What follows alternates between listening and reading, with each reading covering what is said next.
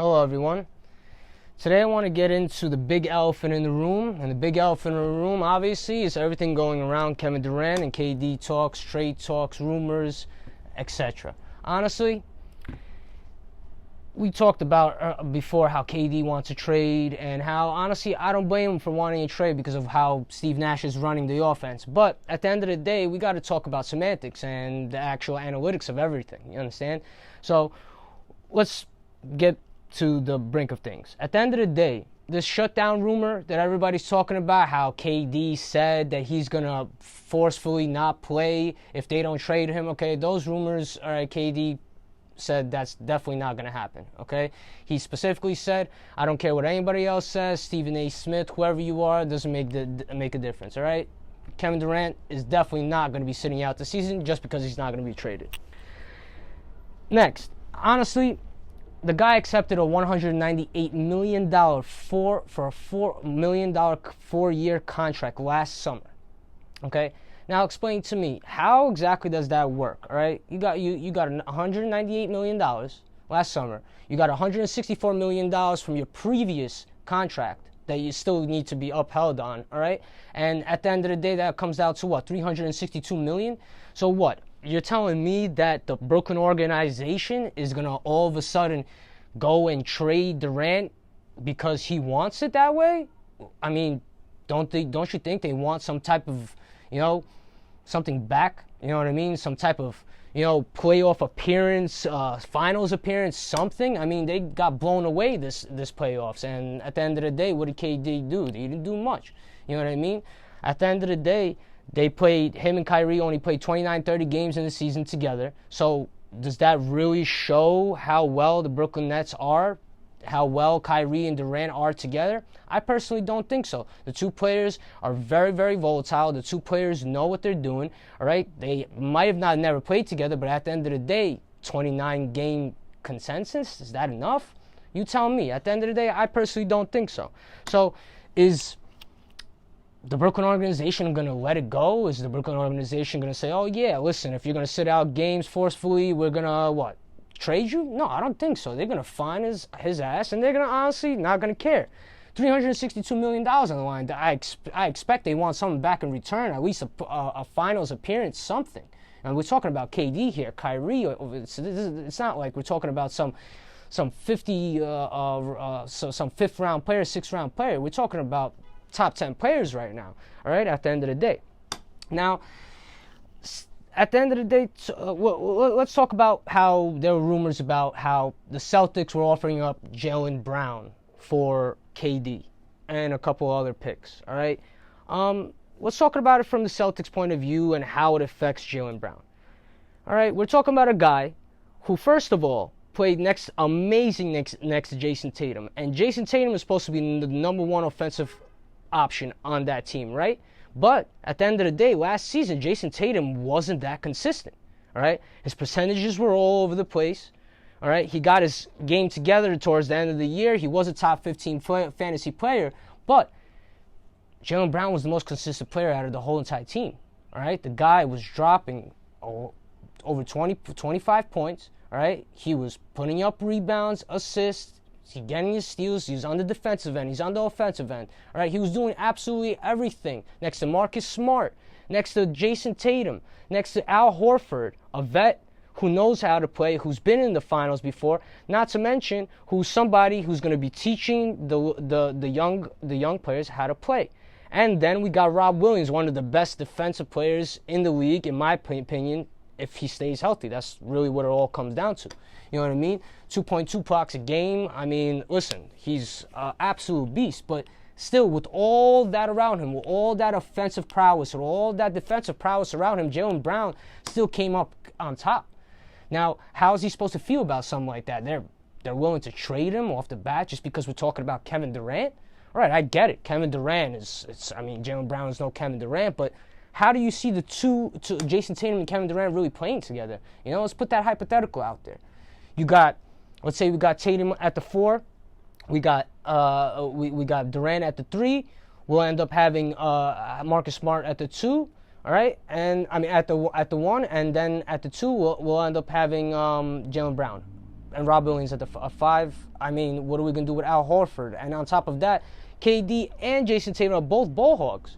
You know what I mean? So at the end of the day, they like to shoot. So how is their presence together on the team going to work out? Personally, I think they're going to butt heads. I mean, yeah, there's rumors out there right now. I mean, it's not really rumors. They are practicing together. They are friends. I mean, I get it. But at the end of the day, they're both top 10 players. Top whatever, okay? In Jason Tatum's case, he's a top 10, 15-ish player. And if Kevin Durant stays healthy and actually plays, I could see him being a top 5 player. But together on the same team, I mean, I just don't know how that work out. You know what I mean? What was the Celtics organization thinking when they were offering up Jaylen Brown? Jaylen Brown's so perfect next to Jason Tatum. They literally vibe together. The way that they play, I mean, it just doesn't make any sense to me whatsoever. It doesn't make any sense. Now, from the Brooklyn perspective, like I said before, they put up so much money for the guy. You know what I mean? They're not going to get anything in return. They're not going to expect anything in return. He's not going nowhere. Just because he requested a trade or just because he's threatening not to play or whatever the case may be, okay, listen, he's a basketball player, all right? He gets paid to play, all right? Yes, I agree with what I said in my last podcast, all right, in my last episode, I'm sorry, how, listen, Steve Nash is the problem. Yes, that still stands true. But at the end of the day, Kevin Durant, I'll tell you the truth, from my personal perspective, I was never a big Kevin Durant fan. Yes, one of the best players in the NBA at the moment, one of the best shooters in the NBA at the moment, and by far, one of the best players overall, okay? But in the last 2 years, he hasn't been the Kevin Durant that we know from the Golden State days. And on top of that, I also don't like the fact how Kevin Durant always tries to run at the first sign of trouble. I don't understand. So what happens? You lose with the Golden State, and what, you request a trade right away? Then you come to Brooklyn, all right? You're in Brooklyn now, and all of a sudden your season didn't go that well. You lost to the Celtics in the playoffs, and what, now you want to trade again? Like, it just sounds like a type of, like, you know, bandwagon, like, you know, jumping around everywhere. So I personally, not a big fan of KD, but then again, I can't disrespect his skills. His skills and my opinion of him, two totally different things. He's a great player, great shooter, and maybe he's not that great on the defensive end, but that's why we blame Steve Nash. We need those role players around Kevin Durant. You understand? At the end of the day, KD is the focal point of that team. Why aren't we setting up defensive plays around him? All right, why aren't there good defensive players around him? It just doesn't make any sense to me. You know what I mean? I personally think that Steve Nash should honestly be fired, and they should replace him with whoever it is. Honestly, I think at this point, anybody would be better than Steve Nash. I mean, it's just ridiculous to think that Steve Nash is the only one that has a secure job. Like, for real? You know, that just doesn't make sense. You know, moving on. Let's talk about this Don Mitch trade rumor, okay? Now Don Mitchell, these trade talks are coming back up with the Knicks, blah, blah, blah, all this stuff going on. Now, look, Donovan Mitchell, Spider, he's an amazing player, all right? And, yeah, I can see why the Jazz want to get rid of him. I see why the Jazz want to trade him away. They got rid of Gobert, all right? They're selling out, opening up cap space, you know what I mean? Trying to develop the younger players. Understandable, all right? Trying to get a first pick next year, whatever the case may be, all right? But now let's talk about the Knicks' perspective of things. Now, we get Don Mitch, right? Let's say we do.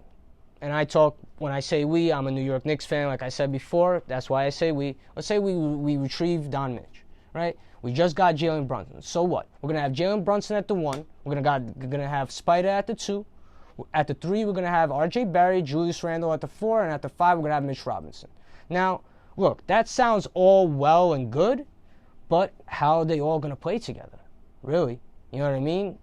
Is Julius Randle going to be the number 1 option? Is Spider going to be the number 1 option?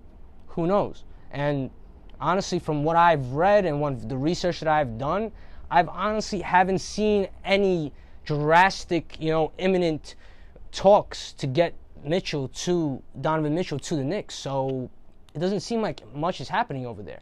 Now, to stay on the topic of the Knicks, personally, I think they should be swaying away from Donovan Mitchell and personally staying. They got Jalen Brunson already. Jalen Brunson was amazing last year for the Mavericks, all right? He was playing behind Luka Doncic, and there was still Spencer Dinwiddie over there, and he was playing amazing, all right? And at the end of the day, I think that he will be a great point guard for our team. Now, without Donovan Mitchell in the sequence, we got Jalen Brunson at the 1. At the 2, we'll probably have Quentin Grimes. At the 3, we'll probably have R.J. Barrett, Julius Randle at the 4, and Mitch Robinson at the 5. That sounds all well and good for me, honestly. All right, why not develop Quentin Grimes, a player who just showed you in the summer league he is completely amazing. All right, he was dropping 22.6 points on 41% shooting, for almost 42% shooting, 3.4 threes a game, 4 rebounds, 4 assists, and 1.2 steals. Do you hear those numbers? Those are top 40 numbers right there. All right, now I understand we're talking about Quentin Grimes. He was playing in the summer league. He wasn't playing with the big boys. We get it. But at the end of the day, why aren't the Knicks planning on developing him?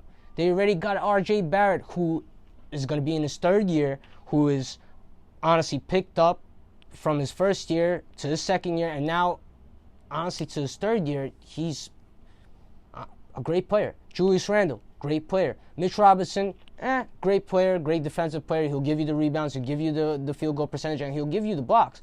But there's an injury risk over there.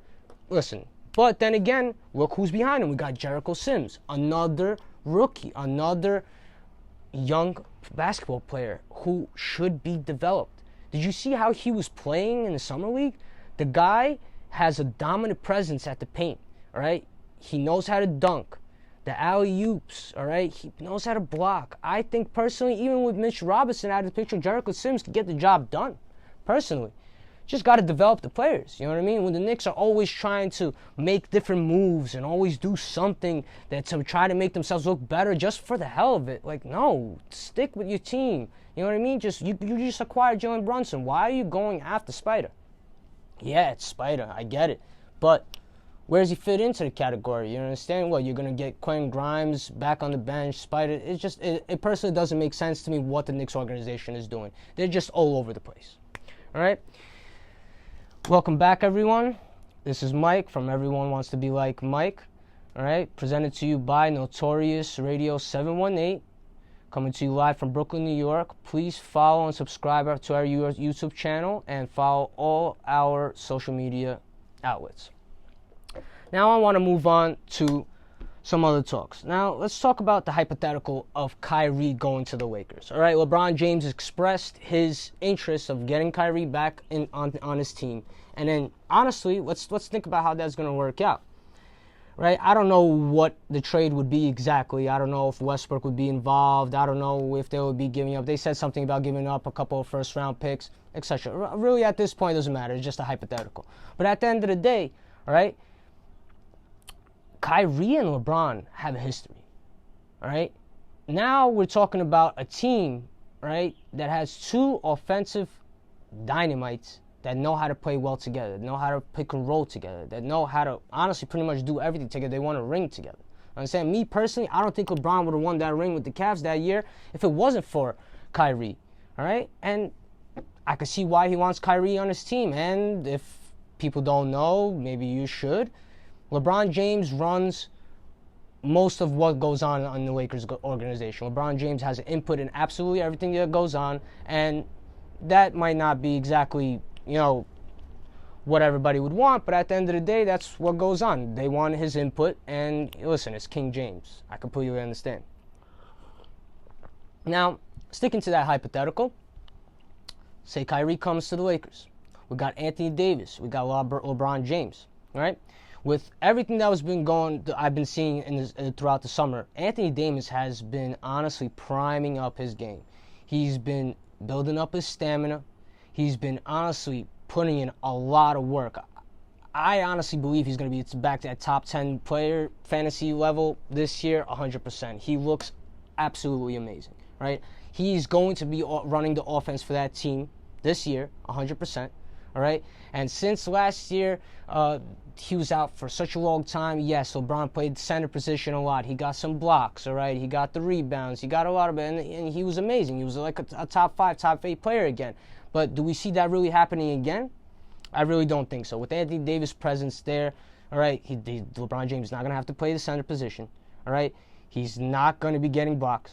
He's not going to be getting all those rebounds, all right? And on top of that, if they do acquire Kyrie, LeBron James is already 37 years old. I want everybody to keep that in mind. Yes, one of the best players to ever play the game. Guaranteed GOAT. But at the end of the day, he's old. You know what I mean? So he's going to be playing the offense through Kyrie and Anthony Davis. And that's the smart play. I personally think that if Kyrie gets traded to the Lakers, they will be unstoppable. With LeBron James' strategy and his, on-court, just presence is just amazing for that team. And at the end of the day, Anthony Davis healthy and Kyrie there, that would be just spectacular for that team. And I think the Lakers would honestly make it to the finals in the Western Conference, without a doubt. Now, moving on, I want to talk about a couple of players, all right? A couple of players since things changed, you know what I mean? A lot of trades happened, all right? Let me start with LaMelo Ball. Now, not a lot of trades happening with the Charlotte Hornets. Okay, understandable. But LaMelo Ball last year was the top 15 fantasy player, all right? He finished top 15, that kid, in his third year, all right? He's coming into his third year right now, and do you seriously think he's not going to be a top 10 player? Me, personally, I think he's going to be right up there. Top 10, top 9, maybe top 11, something of the sort, all right? The guy is absolutely amazing, all right? He's a great point guard. He's great at making plays, great at assisting. He's great at absolutely every single position of the game. You know what I mean? Like, offensively, amazing. Defensively, he gets his couple steals a game, all right? Now, let's talk about Miles Bridges. Miles Bridges, he just got pleaded not guilty to 3 domestic violence charges. All right, let's see how that is going to pan out. But for some reason, I personally don't think Miles Bridges is going to be playing this year. So, Gordon Hayward is there, yes. But Gordon Hayward is another injury risk. Understand? So, everything is going to be running through LaMelo Ball. So, do I see him jumping from top 15, 20 to top 10, 12? Yeah, I really do. And if it was me, I probably would draft him at the end of the first round. All right? That's guaranteed. All right? He's an amazing player. Amazing player. And I love the guy, and I'm really, really excited to see what he could do for the next season and the seasons to come. Another player I want to talk about is Spencer Dinwiddie. Now, everyone knows Spencer Dinwiddie has always been a great role player. All right? He always plays great behind somebody, always at the point guard position, no matter where it was, in Brooklyn, whether it's at the Mavs, it doesn't make a difference. Last year, they had Jalen Brunson, Luka, and Dinwiddie at that position, all right? Luka was injured a lot of the time, so they had Jalen Brunson going off. But Dinwiddie, nobody really paid attention to what Dinwiddie could do. He was putting up top 70 numbers when Luka was out. And on average, he had 13.7 points and 5.2 assists a game with a couple of with 1 point something steals a game. Now, listen, that might sound not that great to all you, but when Luka Doncic was off the field, honestly, the guy was putting up 17 to 20 points a game, couple rebounds, 6-7 assists, a steal or two. That's top 30 numbers, top 40 numbers, if you ask me. And at the end of the day, now with Jalen Brunson gone, and Dinwiddie being the second man for the point guard position over there, I personally see him doing very, very well this year. All right? He's, like I said, he's a great role player. He's great coming off the bench, and I think that's where he's best suited. I think he's honestly a real six-man team player. Like, he is amazing. All right? He gets on the court, he gets what needs to be done, and the coaches know what he's going to do at the end of the day. Now, with Jalen Brunson not there, we're talking about he averaged, I said almost 14 points, almost 6 assists a game with Jalen Brunson and Luka there. Now imagine with no Jalen Brunson. Imagine with Luka Doncic missing some games, all right? Well, he's definitely going to miss some games. There's going to be conditioning. There's going to be all this stuff. But with all that going on, Dinwiddie could possibly be putting up top 50 numbers, you know what I mean, at the end of the day. He will be putting up, I personally think, 17, 18 points a game. He'll bump up to like 7 assists, maybe 2 steals a game on 45% shooting, 40 to 45% shooting. That's amazing, all right? And for somebody that's only a role player, I mean, what could you ask? What more can you ask? And sticking with the Mavericks just released a statement stating that Christian Wood is not going to be starting at center this season. Could please someone explain to me what that is supposed to mean? The other 2 centers of that team are Dwight Powell and JaVale McGee. You're telling me that one of those 2 players is going to start over Christian Wood? Why did you go after Christian Wood? I'm at a loss right here. All right? Christian Wood is an all-round center, meaning he could pretty much do a bit of everything. He could shoot threes. He's great at the paint. He could block. He rebounds. He puts up his points. And honestly, with the Mavs, I could see him and Luka doing big things. So, all right, he doesn't start. What's going to happen? Dwight Powell, all right, he could play 15 minutes a game. JaVale McGee also could play about 10, 12 to 15 minutes a game. So what are they going to do? They're just going to be closing out games with Christian Wood, which would make the most sense, I personally think. At the end of the day, not starting Christian Wood just sounds absolutely insane to me. Now, moving on, I want to talk about how Alperen Şengün is going to be this year. All right? Christian Wood was in the way last year for him to actually go off, and they didn't want to give him too much minutes. And in the 20 minutes that he got last year, he was averaging almost 10 points, 6 rebounds a game, and a rebound. Now, what other center do they have on the team? Boban? So Şengün literally has a clear way into amazing numbers this year. All right? I honestly think that this guy is going to be putting up extremely great numbers as a center. He is going to be putting up those blocks, that good field goal percentage. He's going to be putting up points, and I think he's going to be putting up a double-double a game, honestly. That's the honest truth. He has nobody to compete with. He's going to be playing next to Jabari Smith Jr. He's going to be playing next to Jalen Green and Kevin Porter Jr. So whoever plays at the 3, I mean, personally, probably be Jayshawn Tate. Doesn't really matter. He's going to be amazing. You know what I mean? At the end of the day, defensively, offensively, they're going to need him. And the Rockets this year have nothing but to develop their young players. All right? We got Jalen Green, Kevin Porter Jr., we have Jabari Smith Jr., and we have Alperen Şengün. They all need to be developed. So these players are going to be getting the most run out of the whole team. I could guarantee that. All right? And I personally think that they're going to do, I mean, listen, they are youngins. They're not going to be hitting playoffs, I don't think, or anything like that. But his presence on that team and getting over, let's say, maybe not 30-something minutes a game, but even if he gets 25 to 28 minutes a game, I could see him putting up 15 points, about 10 rebounds, you know what I mean, 2 assists, a steal, 2 blocks on great percentages.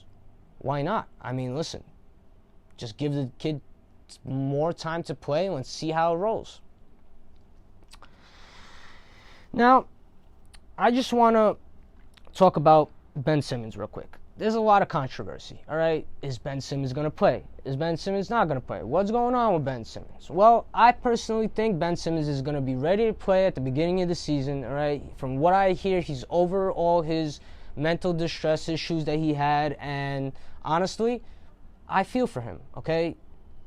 Mental disabilities and mental distress is a big, big issue these days in our social society, and there's a big issue with our youngsters and our teenagers these days. And honestly, I don't think there's enough sympathy pointed towards that honest situation. You know what I mean? Ben Simmons was in a big predicament this past season, okay? He had an issue with the Sixers. Then he came to Brooklyn, all right, and he had an issue there with his mental issue and this and that. Now he's back at it. He's practicing, all right? I see him starting, all right? And he's probably going to, if Kyrie stays, he's probably going to be playing at the small forward position without a doubt, next to Kevin Durant. Now, honestly, Ben Simmons, do we see him putting up top 40, top 50 numbers again? I personally think so, yes. All right? He's an explosive player. Always has been. All right? Just because a year of him not playing, all of a sudden everybody's like, oh, Ben Simmons, this, that, oh. Just forget about him. No. Why would you forget about a player who could give you almost a triple-double a game? The guy is explosive. The guy is amazing. All right? He's an amazing passer. He's an amazing rebounder. All right? He's a little Westbrook. Well, when Westbrook was in his prime, that is. Not now, of course. And everybody knows exactly what I mean. All right. Lastly, I want to talk about Zion Williamson. Now, Zion will be back to be playing this year for the New Orleans Pelicans. Now, how is that going to affect Jonas Valanciunas? Personally, I think Jonas Valanciunas is not going to be affected that much. You know what I mean? Yeah, he'll probably get a little bit less points, a little bit less rebounds, but at the end of the day, I think he's going to stay there at the same level that he was at last year. All right? Now, talk about Zion Williamson. Before he got injured, he was a top 30 player in his first year. Okay? That kid is amazing. All right? So, if he's healthy and with everything that I'm hearing that he is, I think that he personally is going to be one of the best players in the league this year. He just needs to stay healthy. The New Orleans Pelicans administration needs to make sure to keep him conditioning, to make sure to give him some days off, and he will be getting those days off. But personally, Zion Williamson, I think, is back in action just like Ben Simmons will be, and I think Zion Williamson is going to be putting up big numbers. I'm really, really excited for all that. Now, personally, I want to talk about, and I want to reiterate, on my last episode, I stated that the Timberwolves will be a top 10 offensive option this year and a top 10 defensive option. And then at the end, I mentioned that that OKC would honestly be on the same sphere. But I actually misspoke when I said that. I was talking about Chet Holmgren and the team being very young and how amazing they will be. Yes, agreed. They will be amazing. But there's a learning curve for all rookies, right? At the end of the day, yes, it's Chet, all right? He's an amazing player, but he hasn't played with the big boys yet, right? So we don't know what's going to be like when he's going to be going up against a player like Rudy Gobert, for example, or a player like, at the end of the day, Rob Williams or Bam Adebayo. We just don't know what's going to happen. I have a lot of hopes in the kid, but at the end of the day, we all understand there's a learning curve. So just keep your expectations tempered at the end of the day. Give the kid some time, all right, to bring up his game, to, get used to the NBA atmosphere. Summer league is summer league. The NBA is the NBA. These are two totally different things, all right? When we see him play with the big boys, and I personally think that he's going to be playing great regardless, okay, still, there's a learning curve. He's going to have problems with his percentages. He's going to have problems with his plays. Yes, of course. But you build on that. You got Josh Giddey next to him, who also, very young player, okay? All right, and then you got Shea. So, honestly, OKC is looking really good this year. Will they be top 10 offensively? Defensively? I personally don't think so. At the end of the day, I personally think they will be up there, and I think they will be one of the best young teams in the league. But I don't think they'll be making playoffs this year. But Chet Holmgren, I'm telling you, just keep an eye out for that guy because he's going to be giving you a lot of surprises this year. Thank you, everyone, and have a great day.